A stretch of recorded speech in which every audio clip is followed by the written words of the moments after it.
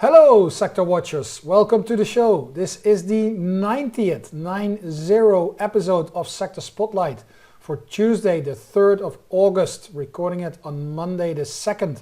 My name is Julius de Kempenaer and I'll be presenting to you from Amsterdam in the Netherlands.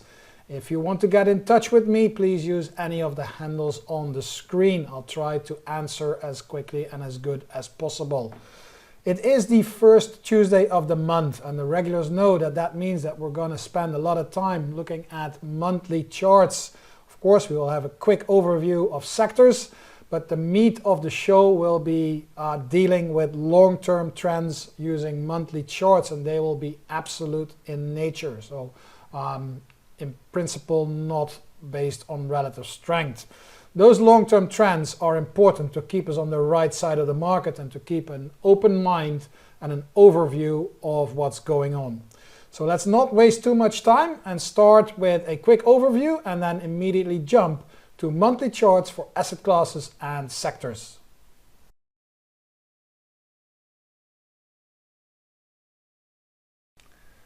As I'll be spending a lot of time on talking you through the long-term pictures for asset classes and sectors using the monthly charts, I'll do this segment really quickly and briefly. I'm going to skip the asset classes for last week. I'm just going to focus on the sectors. And on the left-hand side, we have the daily RRG, right-hand side, the weekly. If we just take a look at some of the tails that are standing out, first of all, that's the energy sector, very clearly. And interesting to see is that it is actually underperforming the S&P over the last 5 days. But you see this rapid pickup of momentum. Nevertheless, it is by far the weakest sector in terms of relative strength. It's pretty much detached from the rest of the sectors. And that is completely in line with the weak tail and the still growing tail in length of XLE on the weekly RRG that is rapidly pointing and going towards the lagging quadrant, together with the financials, materials and industrials tails. So if we find those on the daily, then we have materials inside improving. Doubtful whether it'll make it all the way, but this trend is much stronger, it's longer. So temporary move most likely. And if we look at industrials, we see something similar. This is already starting to turn over, rolling over, inside improving, potentially heading back to lagging. When it does that, it'll be back in line with the industrials tail on the weekly. And where is my financials? That is also all in improving. Last day was actually pretty good. That's today. But you see that the trend and the tail is actually rolling over and potentially moving towards the lagging quadrant. So where's the good stuff? Technology inside weakening, but you see that the last 2 days it starts to pick up. Can confirm the move on the leading chart moving into the, in the weekly chart moving into the leading quadrant. And the same goes for the healthcare sector, where we see this move nicely rotating back into leading and getting back in line with the trend on the weekly RRG. And we have the discretionary sector also in improving on the weekly RRG. And where is my discretionary? That's right here, and it's rapidly picking up momentum. If it continues, it might push back into improving and leading. This is not really negative. It's in lagging, but it's very close to the center of the chart and it's picking up momentum. So on the weekly scale, we've got discretionary, technology, healthcare at positive headings, and we have real estate at the very high reading, which is very strong, a very strong uptrend. So these are the sectors that I would watch from a positive point of view. Pretty much all the others are at a negative heading and moving into or already inside the lagging quadrant. If we look at communication services, then we see that it's last week, today it's actually, it hooked back, and we see the same here where the tail for XLC, which was very long, is completely shrinking and potentially already turning around. Let me zoom in here and you see very nicely how those segments are getting shorter and shorter and shorter, and the trend potentially rolling over. I'm going to leave it at that for the sector overview. We're going to move on to the monthly charts.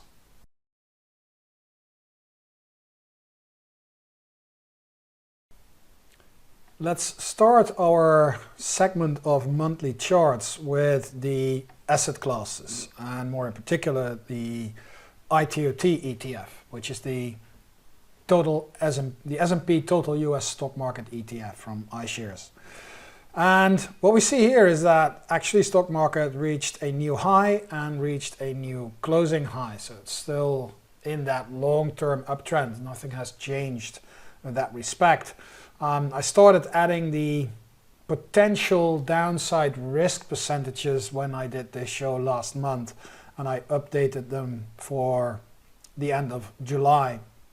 And you can see that the risk, obviously with every rise, the downside risk increases unless we break through resistance, which will then start to act as support. So in this case of ITOT, that's definitely a serious downside risk to consider. Nevertheless, the long-term trend absolutely still going higher. And we will see the same picture, the same image for the S&P 500 for SPY. Also a new high and a new closing high. That uptrend remains intact, there is no doubt about it. But also here, downside risk, seizable, and something to take into account, especially if you're looking to put on new positions, because let's face it, you're not buying at the lowest point here. You're buying in a very strong uptrend, and looking at the history, not early in the uptrend. This is a very long uptrend, very long, very steep uptrend, and especially what I just eyeballing here is the distance after breaking to a new high. And then I don't mean breaking to a new high like we did last month, but breaking to a new high after a serious correction. And depending a little bit on how aggressive you want to read this, that is either somewhere around 338 or somewhere around 360. But nevertheless, it's a seizable downside risk, and that's something that is holding me back for the last weeks already, as you know. If we zoom in on this, you see a little bit more detail here, but the picture is the same. We get the government bonds. This is GOV. This is the whole curve, the aggregated curve, and you see that we just passed last month. We were testing this 2660 area. We now passed it. That means that there is a little bit of new, more upside potential unlocked for government bonds. And I'm now looking for 2740. I'm not sure if we're going to get there, because as you can see here, this is a very nice double top that's been completed. You see the first leg down, and now we are on our way to test that former support as resistance. If we get there, that's fine. I expect a new peak to be formed in that area.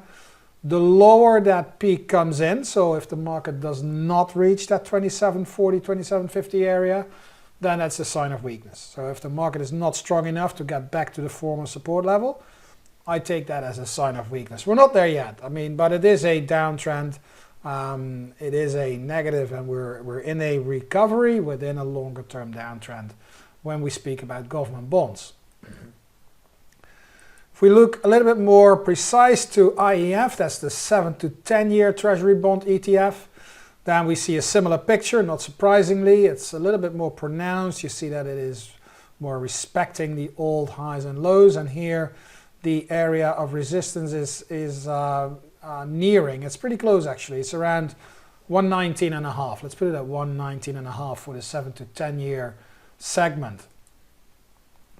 We go to corporate bonds, then this actually passed its old support now resistance level, which is a good thing, and this could now go back to testing the highs that we saw here at 138.60, 138.70. So corporate bonds, if you just look at the charts, then you see that GOVD and IEF were not able to pass beyond that previous low yet. So corporate bonds are just eyeballing the charts in better shape than GOVD and IEF. If you look at high yield, then we're still in that range. That range is becoming stronger and stronger. The more a level is tested, the stronger it gets. You all know that. And the level that we're watching here is 88, 80, 89. That's the top of the range, where we are already in now for 1, 2, 3, 4, more than 5 years. That's a long period. It's a pretty wide range, around 10%. So for high yield bonds, that's quite a range. Nevertheless, if we break higher, if the market's able to break beyond that 89 level, I think that could be the start of a new, very serious move in high yield bonds. We're not there yet, but keep it in mind. If we're not there, if we can't do it, if we get any signs of topping behavior in this area, so on the weekly or maybe the daily charts, then your downside risk is all the way down to 80, which is the lower area, the lower boundary of that range. Real estate, stellar asset class for quite a while already, and we have just broken to new highs. Last month we broke beyond that barrier, and market V&Q held up very, very well and actually put in a new all-time high and a new closing high. So real estate definitely one of the better asset classes at the moment. Now we go to commodities. DJP, which is the Bloomberg Commodity Index ETF, continuing its uptrend. We have now definitely cleared that massive boundary around 25.40, which was in play for 4 years. 1, 2, 3, 4, 5, 6 years already. So next target, next stop for this train around 30. And well supported on the downside. So the downside risk here is actually very limited. If we drop back towards that 25, 60, 26 area, I do think that it's a good area to pick up some of these commodity ETFs. The other one that we're tracking here is GSG, and we see slightly different picture, but the long term, the turnaround is definitely there. We've been taking out some of the resistance areas. We're now touched. We bounced off 1670, and we're very close to that area, very close to that resistance area, and then we can go. The next target is around 19, which is well over 10% upside potential for this ETF, while the downside is pretty well protected, like it is for DJP. The dollar index actually put in a nice new low. This is a monthly chart, so this is long term, and it's looking to get stronger and stronger, especially last month. So this is the bar for July. We had a very strong month. Sorry, this is June, and this is the month of July. We moved higher, and we're now sort of unchanged. So we ended the month unchanged. Nevertheless, this looks like a developing double bottom, and the level to watch here is 93.50. If the dollar index or US dollar cash settle, the dollar USD symbol, breaks beyond 93.50, that'll be the first sign of improvement, and then I think we will get some resistance in that 95 area, where you see that horizontal, where I'm now with my cursor, and where that meets that old support line. That'll also be, but all in all, this decline that we saw from 104 all the way down to below 90, that seems to have come to an end, and we're now in the process of starting to build a new bottoming formation. It'll take a little bit of time, but I do think that the downside momentum, the downside strength, has definitely waned now, and we could be on our way for a turnaround and a new period of higher US dollar prices.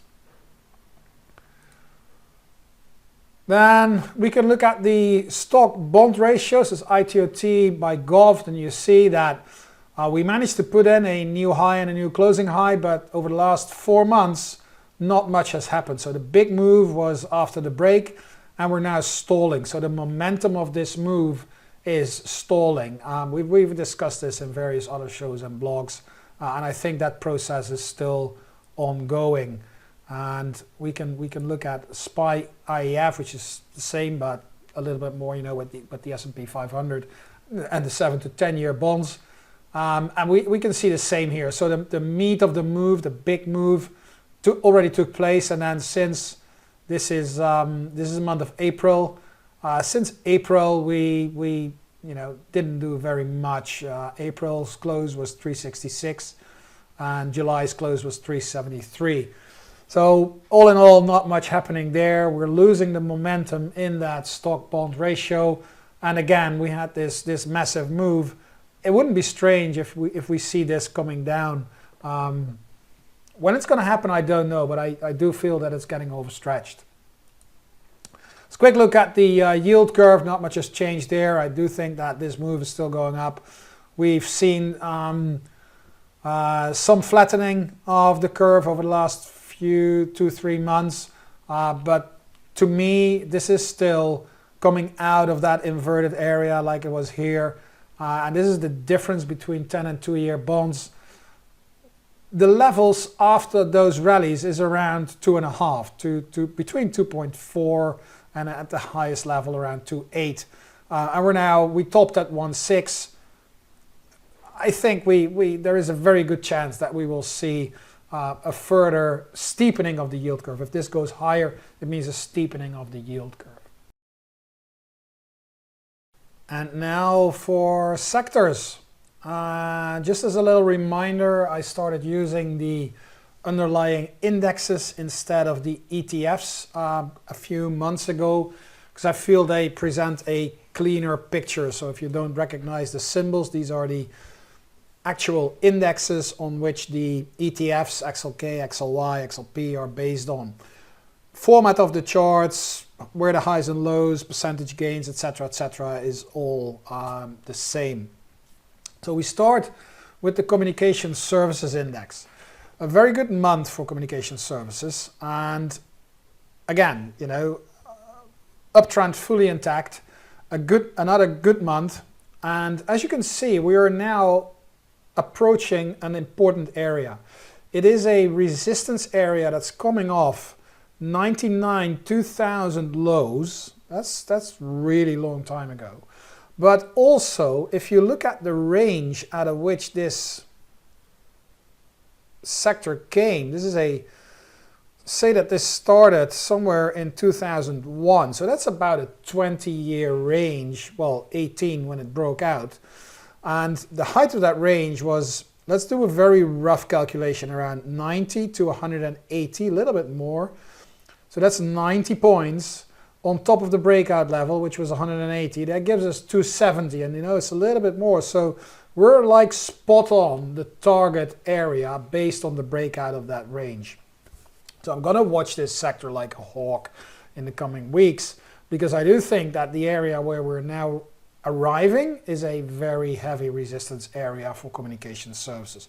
Nevertheless, unless things, as long as things remain like they are, this is an uptrend. And it will remain an uptrend until you see lower highs and lower lows. But with a move like that, that'll take some time for the communication services. Risk is increasing, the uptrend is still intact, no doubt about it. Consumer discretionary, another sector that put in a new high, but it dropped back at the end of the month. So again, like over the last 4 months, this is April, closing price 1436, and we're now 1438. So in 4 months' time, we did put in a new high last month, but all in all, at the end of the month, not much happened. Uptrend still intact, no doubt about it. Quite some downside risk here for the discretionary index. Staples. that channel is becoming more and more pronounced. A good month, not stellar, a good month for staples last month in July, and just moving along, just moving its way up inside the boundaries of that trend channel. More importantly, considerably less risk compared to a lot of other sectors. And that could make well, it is a defensive sector, and you know, if you just let your fantasy go and you see some downside risk. I'll give you the summary slide later on at the end of the presentation, and you will see the downside risks as I see them on the individual charts. Staples is one of the less risky sectors, which is completely in line with the narrative of a defensive sector. We go to energy. This is a long-term downtrend, has been for a while, has not changed. What did change is that the high against the old support now resistance area is now very clearly visible. We actually dropped off that resistance area quite significantly. That decreased the downside risk from current levels. Nevertheless, it's still around 70% until the support area around 300. It's one of the few sectors, if not the only one, that's really in a downtrend within the S&P 500. Financials peaked and was not able to hold up. Uptrend still very clearly there. Downside risk, I would say, back to the breakout level, which is around 511. That's around 100 points. That's 16-17% downside risk for the financial sector. The breakout and the upside, the long-term uptrend, there's no doubt about it. That is definitely there. So in the next few months, I think we can go looking for new entry opportunities in the financial sector. I don't think it will be in the coming month of August, by the way. Healthcare, again, one of the stronger sectors. Very nice continuation of the already existing uptrend. We discussed it a number of times. Breaking out of an already rising channel is usually a very strong sign, and it's happening here as well. A good month for healthcare. Uptrend fully intact. Again, downside risk increased a notch, around 17 to maybe 20%. It depends a little bit on how aggressive you want to see. But the uptrend here for healthcare, fully intact, no doubt about it. Looking at industrials, another sector where we reached a high actually in May. Last month was a positive month, but the high was not close, and we saw a lower high. So this is losing momentum. We see a lot of these sectors where over the last few months the monthly highs are not really pushing higher, so that, you know, just by eyeballing it you can tell that it is a loss of momentum. The power after those breakouts is gone, and we need to digest it. And markets can digest gains basically two ways. They can just drop in price. They can go back to the breakout level, or not quite to the breakout level, but show a meaningful correction, or they can move sideways for quite some time. That's another way where markets can digest recent buying activity and get everything, supply and demand, back in balance. Information technology, another stellar month for information technology. It's been quite quiet for months, especially from a relative point of view, but last month was really good for technology. The uptrend here, again, fully intact. However, risk has now increased again. Just keep it in the back of your mind. We are still in an uptrend. I do believe we will see higher prices in due course, but the risk is increasing, and so is the risk for a corrective move. Materials, another one of those sectors that has seen the high and is now starting to move lower. The uptrend, the longer term uptrend, definitely intact. And you know, you could actually maybe see a high here, and then we've already tested it, so we're bouncing off. The real breakout level here is about 23% lower from current levels. We'll have to see next month whether this area here around 492, 493 is holding up. Uptrend, fully intact. Momentum, short-term momentum, mind you, short-term in a monthly chart is quite long, is rolling over, is losing it. So we're in a digestive mode, we're correcting, and the question is whether that goes sideways or we see a more meaningful correction in terms of price. Real estate, we talked about it on the asset class section, still going strong, uptrend fully intact, downside mediocre. It's not as big as in the individuals, as some of the individual sectors, nevertheless quite substantial. Uptrend fully intact for real estate stocks. And we got utilities. That is not a downtrend, not an uptrend. We saw the high already back in the start of 2020.